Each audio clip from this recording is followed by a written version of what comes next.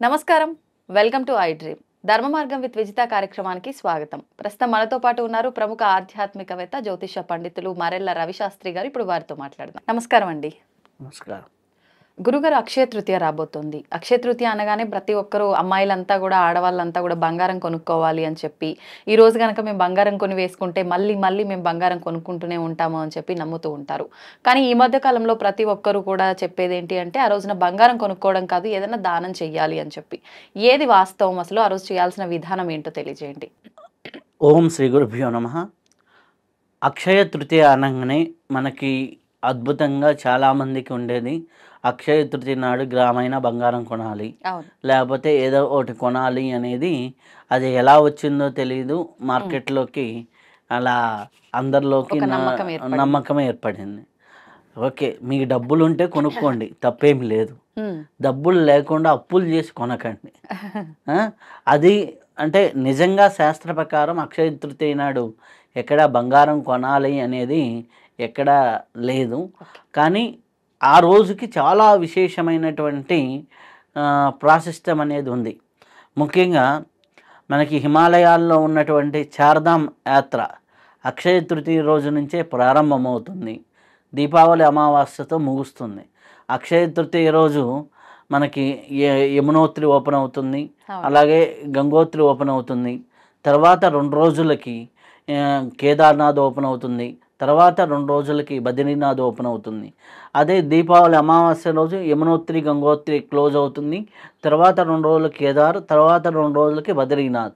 ఇలా మనకి అక్షయ తృతీయకి చార్ధామ్ యాత్ర ప్రారంభమవుతుంది. అలాగే మనకి చాలా ప్రశస్తమైనటువంటి తెలుగు రాష్ట్రాల్లో సింహాచలం అప్పన్న, సింహాచల లక్ష్మీ నరసింహస్వామి వారు చందనోత్సవం మనకి ఈ యొక్క అక్షయ తృతీయ నాడే జరుగుతూ ఉంటుంది. కాబట్టి చాలా విశేషమైనటువంటిది, వారి నిజ రూప దర్శనం అక్షయ తృతీయ రోజే జరుగుతుంది. కాబట్టి అది విశేషమైంది. అలాగే పరశురాములు వారి జయంతిగా మనకి అక్షయ తృతీయని చెప్తూ ఉంటారు. పరశురామ మహర్షి వారి యొక్క జయంతిగా అక్షయ తృతీయ ఉంది. ఇన్ని విశేషాలు ఉన్నాయన్నమాట. అసలు అక్షయ తృతీయ రోజు ఏం చేసుకోవాలి అంటే, మీకు నచ్చిన వాళ్ళకి ఏదో ఒకటి దానం ఇవ్వండి.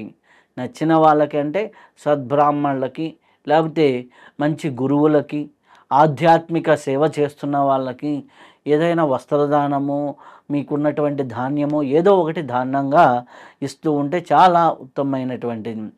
ఆ రోజు మనకి శాస్త్రంలో ఎక్కువగా చెప్పబడింది ఏంటి అంటే, గంగా స్నానం చేయమని. గంగా పరివారక ప్రాంతంలో ఉన్న వాళ్ళకి గంగా స్నానం చాలా బాగుంటుంది. ఇక్కడ ఉన్న వాళ్ళు ఎట్లా గంగా స్నానం అనుకున్నప్పుడు, మనకి ఇక్కడ ఉన్న వాళ్ళకి గంగా స్నానం అంటే చాలామంది ఇళ్లల్లో ఈరోజు గంగా వాటర్ దొరుకుతూనే ఉన్నాయి. అంటే మనకి ఈ కుంభమేళాకి వెళ్ళినప్పుడు చాలామంది తెచ్చే ఉంటారు.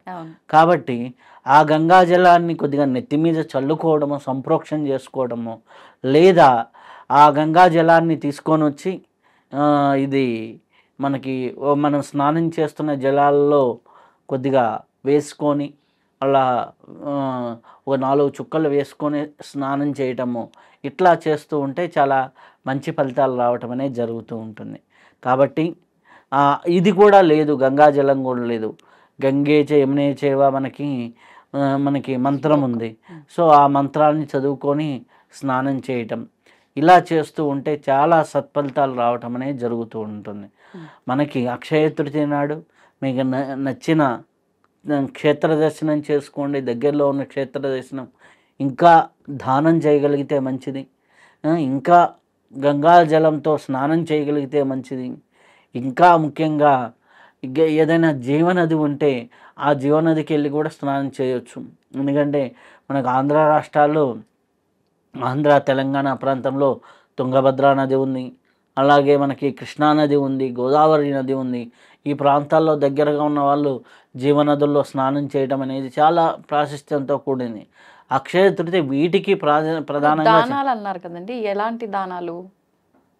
దానాల్లో మనకి ఏమంటే, పూర్వకాలంలో మోయన రూపంలో ఇచ్చేవాళ్ళు. మోయన రూపం అంటే ఏంటంటే, మనకి 1-1.5 కేజీ బియ్యము, అంటే వాళ్ళ శక్తి కొలది బియ్యము, ఒక బ్రాహ్మణుడు కుటుంబము ఒకరోజు హాయిగా తినగలిగేటటువంటి భోజనం పూజారి గారికి, అంటే స్వయం పాకం స్వయం పాకానికి ఇచ్చినట్లుగా వారికి ఇవ్వటం అనేది జరుగుతుంది. దాన్ని మనకి ఒకరోజు కావాల్సినవన్నీ, కొంతమంది వాళ్ళ శక్తి ఉంది ఇంకా ఎక్కువ ఇవ్వచ్చు.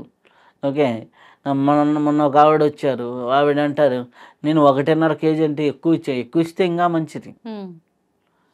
మినిమం అనేది 1 కేజీ 1.5 కేజీ అనేది ఏంటంటే ఇంట్లో 4-5 ఉంటే వారందరికీ ఒక పూట భోజనానికి సరిపడే విధంగా బియ్యము, కొద్దిగా బెల్లము, కొద్దిగా ఒక కందిపప్పు, కొద్దిగా కూరగాయలు కొద్దిగా కలిపిమ్మని అని చెబుతాం. లేదు మీకు అది కుదరలేదు, ఎవరికైనా వస్త్రాలు ఇవ్వండి, మీ దగ్గరలో ఉన్న పేదవాళ్ళకి ఇవ్వండి, లేకపోతే గురువులకు ఇవ్వండి.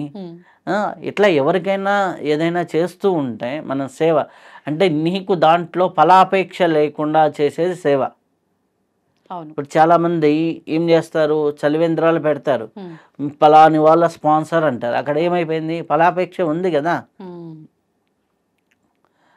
లేదు ఇంకో చోట సో వ్యక్తులు వాళ్ళ ఫోటో వేసుకోవడం ఇట్లాంటిది. ఆ ఫోటోలు ఇవన్నీ కాకుండా నువ్వు చేత్తో ఇవ్వు. దాన్ని నలుగురికి చెప్పుకుంటే ఏమవుతుందంటే ఈ ఫలితం వాళ్ళు విన్నవాళ్ళు అయ్యో అవునా మీరంత గొప్ప వాళ్ళు అన్నారు అనుకోండి, ఆటోమేటిక్ వాళ్ళకు కూడా పుణ్య ఫలితం వెళ్ళిపోతూ ఉంటుంది. అందుకే పెద్దవాళ్ళు అంటారు కదా, మనం చేస్తున్న దానం కుడి చేతితో చేసేది ఎడమ చేతికి కూడా తెలియకుండా మనం చెప్తూ ఉన్నామంటే ఆ ఆనందం మనం పొందుతున్నాం. ఆ ఆనందాన్ని 10 మంది చెప్పడం వల్ల వాళ్ళు నీకు తెలియకుండా ఒక రికగ్నిషన్ ఇస్తారు. ఆ రికగ్నిషన్ నీకు పుణ్యకర్మ ఖర్చు అయిపోతూ ఉంటుంది. అంతే, ఆ పుణ్యకర్మ ఖర్చు అయిపోతూ ఉంటుంది. ఆటోమేటిక్ బ్యాటరీ ఛార్జింగ్ అయిపోయినా డల్ అవుతూ ఉంటుంది. అలా గొప్పలు చెప్పుకోవడం వల్ల కూడా మన కర్మలు, నెగిటివ్ కర్మలు అంటగట్టుకుంటాం, పాజిటివ్ కర్మలు ఖర్చు అయిపోతూ ఉంటాయి అన్నమాట.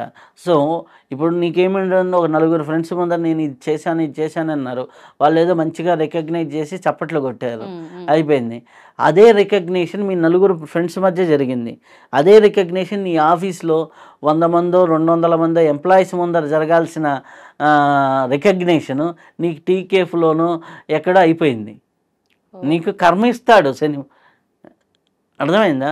మనం నెగిటివ్ కర్మలను అంటాం. మనం పూజ చేస్తే కాలు ఇరగాల్సిన చోట ఏదో కాలు బెనుకుతుంది అని, దాన్ని రివర్స్ చేసి చూడండి. నువ్వు స్టేజీ మీద పొగిడించుకోవాల్సిన వాటి కాస్త కేఫ్లో 4 ఫ్రెండ్స్తో పొగిడించుకున్నావు అనుకో, అయిపోయింది. నువ్వు స్టేజీ మీద పొగిడించుకునే భాగ్యం తప్పిపోతుంది. అలాగే మొన్న ఒకరు వచ్చారు నా దగ్గరికి, వస్తే ఆయన 54 ఇయర్స్ 55 ఇయర్స్. ఆయన ఏంటి, నా వైఫ్ నాకు బాగా తిట్టేస్తుంది అని వచ్చాడు. ఆమెకి ఏదో అంటే సైకలాజికల్లో ఏదో ప్రాబ్లం ఉంది. నేను జాతకంలో ఏం చెబుతాను, ఆయనకి జాతకంలో చెబుతాను ఆయనకున్న దోషాలకి ఇది చేసుకోండి ఇది అని. తర్వాత ఆయన జాతకంలో ఉన్నది ముందర అక్కడ సైకలాజికల్గా ట్రీట్మెంట్ జరగాలి. యాక్చువల్గా ఆయన కర్మ ఏంది, శని దశే జరుగుతుంది. ఇప్పుడు ఈ శని దశ జరుగుతున్నప్పుడు నెగిటివిటీ బయట బాగా ఫేస్ చేయాలి. కానీ ఆయన ఏం చేస్తున్నాడు, ఇంట్లోనే నెగిటివిటీ ఫేస్ చేసి బయట అంతా హ్యాపీగా ఉంటున్నాడు. అంటే అక్కడ ఏమైపోయింది, బయట ఎవరెవరో తిట్టాల్సిన కర్మని ఇంట్లో భార్య తిట్టి క్లీన్ చేస్తుంది. అది అర్థం చేసుకున్నాడు అనుకోండి, అది 10 మంది తిట్టాల్సింది ఇక్కడే పడుతున్నాడు, అయిపోయింది. అంతే, తేలిగ్గా అయిపోతుంది. ఎవరైనా సరే ఇంట్లో ఎవరైనా తిడుతుంటే, అబ్బా నన్ను 100 మంది తిట్టేది ఇంట్లో వాళ్ళే తిట్టేస్తున్నారు, హ్యాపీగా సొసైటీ అంతా మంచిగా చూసుకుంటుంది, కాబట్టి ఇక్కడే కర్మ పోయిందనుకోండి, హ్యాపీగా మీ జీవితంలో ఆనందంగా బతికేస్తారు. ఇది ఒక పాజిటివ్ ఎండ్ సైకలాజికల్గా ప్లస్ కర్మ ప్రకారం కూడా అనమాట. సో ఇట్లా మనం చూసుకుంటే చాలా మంచిగా ఉంటుంది అక్షయ తృతీయ అనమాట. కాబట్టి అక్షయ తృతీయ నాడు ముఖ్యంగా మనం చేసుకోవాల్సింది ముందర చెప్పినవన్నీ చేసుకుంటూ ఉంటే చాలా బాగుంటుంది. గురుగారు, శని త్రయోదశి రాబోతోంది. శని త్రయోదశి రోజున మనకు నిజంగా అంటే శని ఉండి ఇబ్బంది పడే వాళ్ళు ఎవరైనా ఉంటే, అంటే ఏలినాటి శని అని, అష్టమ శని అని, అర్ధాష్టమ శని అని రకరకాలుగా ఆ శని పీరియడ్ అనేది నడుస్తూ ఉంటుంది. అటువంటి వాళ్ళు దాని నుంచి విముక్తి పొందాలంటే ప్రత్యేకించి ఈ శని త్రయోదశిని ఏ రకంగా ఉపయోగించుకోవచ్చు అంటారు? ఓం శ్రీ గురుభ్యో నమః. శని త్రయోదశి, అలాగే శని అంటే ఎవరు, శని భగవానుడు ఏం చేస్తాడు అంటే, శని భగవానుడు కర్మ ఫలదాత. అంటే నువ్వు పూర్వం ఏ కర్మ అయితే చేసావో ఆ కర్మకి ఫలితాన్ని ఇచ్చేటటువంటి గ్రహం అనుకోవచ్చు, ఒక శక్తి అనుకోవచ్చు. కాబట్టి కర్మకి ఫలితాన్ని ఇచ్చేటటువంటి దైవం కర్మ ఫలదాతగా మనం చెప్తూ ఉంటాం. మన శని భగవానుడు మన కర్మల్ని మనకు ఇస్తూ ఉంటాడు. నువ్వు మంచి పూర్వం చేసి ఉంటే మంచి ఇస్తాడు, చెడు పూర్వం చేసి ఉంటే చెడు ఇస్తాడు. కానీ ఇక్కడ చాలామంది అంటారు శని ఏదో కష్టాలు ఇస్తాడని. శని భగవానుడు కష్టాలు ఇవ్వడు, మీరు చేసిన వాటికి ఫలితాన్ని ఇస్తాడు. కాబట్టి కొంతమంది మంచి చేసి ఉండొచ్చు, కొంతమంది పూర్వం చెడు చేసి ఉండొచ్చు, వాళ్ళ ప్రవర్తనలో విపరీతాలు ఉండొచ్చు. కాబట్టి వాటి ఫలితాలు మనకు వస్తూ ఉంటాయి. అయితే శని భగవానుడు మనకి కర్మల్ని ఫలితాలుగా ఇస్తున్నాడు. అయితే ఈ శని దోషాన్ని పోవడానికి మనం ఏం చేయాలి? జనరల్గా మనం ఏం చేయాలి? ఇప్పుడు ఎవరికి మనకి ఈ యొక్క ఏలినాటి శని ప్రభావం ఉంది అంటే ముఖ్యంగా కుంభరాశి వారికి, మీనరాశి వారికి, మేషరాశి వారికి, ఈ ముగ్గురికి ఏలినాటి శని ప్రభావం ఉంది. అలాగే సింహరాశి వారికి అష్టమ శని ప్రభావం ఉంది. అర్ధాష్టమ శని ప్రభావం అంటే ధనుసు రాశి వారికి ఉంది. ఈ రాశులలో 5 రాశుల వారికి ఎప్పుడు శని ఎఫెక్ట్ అనేది ఉంటుంది. ఎప్పుడు ఒకరికి అష్టమ శని, ఒకరికి అర్ధాష్టమ శని, మూడు యొక్క రాశులకేమో ఏలినాటి శని ఎప్పుడు ఉంటుంది. కాబట్టి ఈ 5 రాశులు శని ఎఫెక్ట్లో ఉంటారు. సో ఇక్కడ ఏంటి అంటే ఈ శని ఎఫెక్ట్ ఉన్నవాళ్ళు లేదా జాతకంలో చూసుకున్నప్పుడు శని మహాదశ జరుగుతున్నవారు వీళ్ళందరికీ కొద్దిగా స్లోగా పనులు అవుతూ ఉంటాయి. శని మూలాధారానికి అధిపతి. మూలాధారం అంటే మన వెన్నుపూస చివరి భాగంలో ఉండేటటువంటిది. ఇది ఫిజికల్ హెల్త్లో stomach related issues, constipation issues, free motion కాకపోవటం, ఇలాంటి అన్నిటికీ అధిపతి అన్నమాట. కాబట్టి ఈ అన్నిటికీ అధిపతి అయినటువంటి శని భగవానుడు బాగలేకపోతే మనం ఏం రెమెడీ చేసుకోవాలి? ఆ రెమెడీస్ మన శని త్రయోదశి నాడు చేసుకుంటే ఇంకా ఎక్కువ ప్రయోజనం ఉంటుంది. అయితే ముఖ్యంగా శని త్రయోదశి నాడు మనకి చెప్పేది శని భగవానుడికి తైలాభిషేకం. శని భగవానుడికి తైలాభిషేకం మనం చేయటం వల్ల చాలా వరకు మంచి ఫలితాలు వస్తాయి. అలాగే శని త్రయోదశి నాడు అభ్యంగన స్నానం చేసినా కానీ చాలా మంచి ఫలితాలు వస్తాయి. అభ్యంగన స్నానం అంటే నువ్వుల నూనె ఒంటికి అప్లై చేసుకొని కొంతసేపు పూర్వకాలంలో పండగలు అప్పుడు చేసేవాళ్ళు, అలా చేస్తే చాలా మంచి ఫలితాలు వస్తాయి. ఇవి 2 కాకుండా ఇంకా శని భగవానుడి యొక్క అనుగ్రహం పొందడానికి బాగా మనం చేసుకోవాల్సింది ఏంటంటే ఎక్కడైనా సరే వికలాంగులు కనిపిస్తే హెల్ప్ చేస్తే శని భగవానుడు సంతోషపడతాడు. ఓన్లీ శని త్రయోదశి రాదే కాదు, మనకి వికలాంగులు కనిపించినప్పుడు హెల్ప్ చేసిన, అలాగే ఎవరైనా సరే పారిశుద్ధ్య కార్మికులు అంటే మనకి ఇప్పుడు వాష్రూమ్ క్లీన్ చేయడానికి ఇట్లా వస్తూ ఉంటారు, అటువంటి వాళ్ళకి హెల్ప్ చేస్తున్న వాళ్ళందరికీ కూడా శని భగవానుడు మనం హెల్ప్ చేస్తుంటే అటువంటి వాళ్ళందరికీ చాలా మంచి ఫలితాలు రావటం అనేది జరుగుతుంది. కాబట్టి శని భగవానుడు యొక్క అనుగ్రహం పొందాలి అంటే సేవ ఒకటి మార్గం, సేవ ముఖ్యమైన మార్గం. ఆ తర్వాత శనికి తైలాభిషేకం చేసుకోవడం ఒక మార్గం. అలాగే ఆంజనేయ స్వామిని ఆరాధన చేయడం ఒక మార్గం. హనుమాన్ చాలీసా నిత్యపారాయణ చేసుకోవడం ఇది ఒక మార్గం ఆంజనేయ స్వామిని. అలాగే శివ రుద్రాభిషేకం చేసుకోవడం ఒక మార్గం. ఇది కాకుండా ఇంకా మనకి చెప్పిన మంత్రశాస్త్రం పరంగా వచ్చినప్పుడు ఓం శం శనైశ్చరాయ నమః, ఇది మనకి సింపుల్గా ఉంటుంది, చాలా పవర్ఫుల్ మంత్రం. రోజుకి 1 గంట సేపు కానీ చేసుకుంటూ ఉంటే ప్రతిరోజు ఓం శం శనైశ్చరాయ నమః అనేది 1 గంట సేపు కానీ చేసుకుంటుంటే ఈ యొక్క శని దోషాలు ఉన్న వాళ్ళందరికీ చాలా మంచి ఫలితాలు రావటం అనేది జరుగుతూ ఉంటుంది. ఏంటంటే చేస్తూ ఒక 1 అవర్ చేస్తూ ఉంటే అట్లా పారాయణలాగా రోజుకు 1 గంట సేపు చేసుకుంటూ ఉంటే చాలా మంచి ఫలితాలు ఉంటూ ఉంటాయి.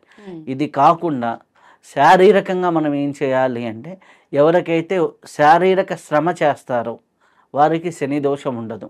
అంటే శరీరానికి చెమట పట్టేటట్టు ఎవరైతే పని చేస్తారో వారికి ఉండదు. దీనికి బెస్ట్ ఏంటంటే ఉదయం పూట వాకింగో లేకపోతే ఏదో ఒక ఎక్సర్సైజో ఇది చేస్తూ ఉంటే కొంతవరకు శని దోషం అనేది నయమవుతూ ఉంటుంది. అంటే కష్టపెట్టుకోవాలి మనల్ని మనం ఏదో రకంగా కష్టపెట్టుకోవాలని, కష్టాలు తెచ్చుకోవాలని కాదు, శారీరక శ్రమ అంటే నిత్య వ్యాయామము, నిత్య యోగాను ప్రాక్టీస్ ఉన్న వాళ్ళకి శని ప్రభావం అనేది చాలా తక్కువగా ఉంటుంది. ఎందుకంటే శని ఎక్కడ ఉంటుంది? మూలాధారం. ఆల్రెడీ చెప్పాను, డైజెషన్ అండ్ మోషన్ సిస్టమ్. ఎవరికైతే వాకింగు, ఎవరైతే కొద్దిగా ఎక్సర్సైజ్ చేస్తారో ఆటోమేటిక్గా స్టమక్ రిలేటెడ్ ఇష్యూస్ క్లియర్ అవుతూ ఉంటాయి. అవును. ఎప్పుడైతే ఇవన్నీ క్లియర్ అవుతున్నాయో అక్కడ యాక్టివ్నెస్ ఉన్నట్టే కదా ఆటోమేటిక్గా. ఇవి చేస్తూ ఉంటే చాలా వరకు బెటర్ అవుతూ ఉంటుంది. ఇంకా సూర్యోదయం కంటే ముందర నిద్ర లేవటం అనేది చాలా మంచి అలవాటు. అటువంటి వాళ్ళకు కూడా శని భగవానుడి యొక్క నెగిటివ్ ఫలితాలు అనేవి చాలా తక్కువగా ఉంటాయి. ఇప్పుడు ఎన్ని రకాల రెమెడీస్ చెప్పాం. మనకి శని త్రయోదశి నాడు అభిషేకం, తైలాభిషేకం చేసుకోవచ్చు, అభ్యంగన స్నానం. అభ్యంగన స్నానం ఇవి చేసుకోవచ్చు శని త్రయోదశికి.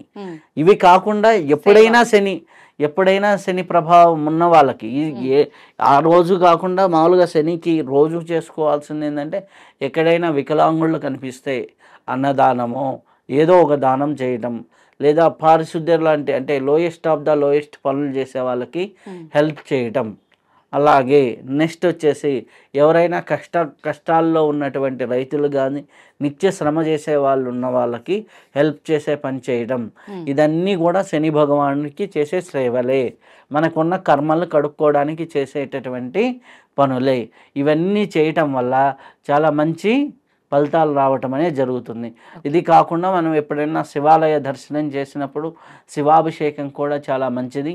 అలాగే హనుమాన్ చాలీసా ఇంకా బెటర్గా వెళ్ళాలి, ఇంకా బాగుండాలి అంటే శనివారం కానీ మంగళవారం కానీ ఆంజనేయ స్వామికి తమలపాకులతో పూజ చేయటం అనేది చాలా శ్రేయస్కరం. ఇలా చేసుకుంటూ ఉంటే చాలా అద్భుతమైన ఫలితాలు శని దోషానికి మనకి వస్తాయి. ఈ యొక్క శని త్రయోదశే కాదు, ఇవి నిత్యం కానీ పాటిస్తూ ఉన్నారు అంటే చాలా వరకు అద్భుతమైనటువంటి ఫలితాలు రావటం అనేది జరుగుతూ ఉంటుంది. కాబట్టి శని ఏదో బాధిస్తున్నాడు, ఏదో ఇబ్బంది పెడుతున్నాడు, ఏదో కాకుండా పూర్వజన్మ కర్మల్ని మనకి అందిస్తున్నాడు. కర్మ ఫలదాత శని భగవానుడు, కర్మ ఫలదాత. ఈ ఒక్కటి గుర్తుపట్టుకొని మనకు కష్టాలు రావటం లేదు, మనం చేసిన వాటికి ఫలితం వస్తుంది. ఇప్పుడు దీనికి ఒక చిన్న ఎగ్జాంపుల్ చెప్తాను. ఓ పిల్లవాడు ఉన్నాడు, 10th క్లాస్ పిల్లవాడు, లేదా ఇంటర్మీడియట్ ఎగ్జామ్స్కి ప్రిపేర్ సంవత్సరం మొత్తం చదివాడు అనుకోండి, చివరి ఎగ్జామ్స్ టైం వచ్చినప్పుడు ఎలా ఉంటుంది తనకి? వాడికి చాలా ఈజీ అవుతుంది, అంటే పెద్ద ఇబ్బంది అవ్వదు, ఒకసారి రివిజన్ చేసుకుంటే సరిపోతుంది. రివిజన్ చేసుకోవడం పరీక్ష వాడికి ఆటగా ఉంటుంది. ఎప్పుడెప్పుడు పరీక్ష రాద్దాం, మంచి స్కోర్ చేద్దామని. సంవత్సరం మొత్తం చదవని వాడికి అమ్మో పరీక్షలు అని భయం ఉంటుంది. అలాగే ఏలినాటి శని అనేది మీకు వైభోగాల్ని, అద్భుతమైన ఫలితాలని, పెద్ద వాళ్ళని అందరినీ, ముఖ్యమంత్రులని, ప్రధానమంత్రులని చేసింది పివి నరసింహారావు గారు ప్రధానమంత్రి అయింది ఏలినాటి శనిలోనే. అట్లా శని పీరియడ్ ఒక రకంగా మేలు చేస్తూ ఉంటుంది. అలాగే చాలామంది అంటే ఇల్లులు కొనుక్కున్న వాళ్ళు ఇలా ఏలినాటి శనిలో ఇల్లులు కొనుక్కున్నారు అంటే అక్కడ ఈఎంఐ కడుతూ కష్టపడుతూ ఉంటారు మళ్ళీ. ఓకే, ఏదో ఒక రకంగా టైట్ ఉంటుంది, కానీ ఆ టైట్ అనేది ఒక రకంగా ఉండదు. కాబట్టి ఇటువంటి ఫలితాలు అనేది సహజంగా కనిపిస్తూ ఉంటాయి శని భగవానుడికి.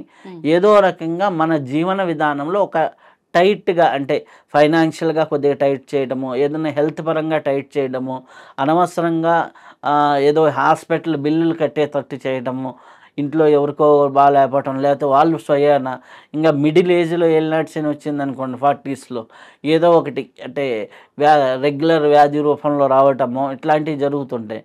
అందుకనేసి వ్యాయామము, ఆహార నియమాలు పాటిస్తూ ఉంటే చాలా అద్భుతమైన ఫలితాలు వాళ్ళకు ఉంటాయి.